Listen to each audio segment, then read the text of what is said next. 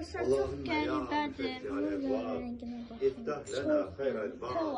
Ey hayır ve bereket Ama toplar acıdır. Yüce Adana Allah. baktım acıdır. Bize de hayır ve bereket toplar Acıdır. Ya Rabbi. Ama yani Duamızı güzel bir kabul eyle. əsirdim çörəyi. Gönlümüze huzur, yuvaları. Bu videoları destek gösterdim. Çok sevdim yani. Yardım Bundan etmek alın için yola bombadır. çıkanlar, Simit kardeşlerimize aldı. yol Arkadaşlar düz biraz bu acıdır çok.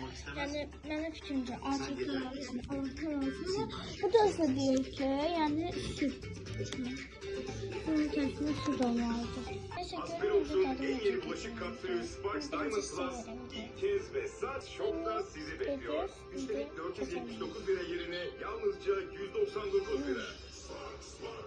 Aa bunlar da Tapu sahibi olacak. Büyük kuzu alın. Sur Yapı Tatil Evleri Antalya. 444 3 770'i hemen arayın. Bol bol taptaze malzeme. Neyse arkadaşlar ben size hoş olsun. Abone olmak kanalına abone olmayı unutmayın. Pizzalar tek fiyat. 2 orta Sağ boy pizza olun. 350 lira.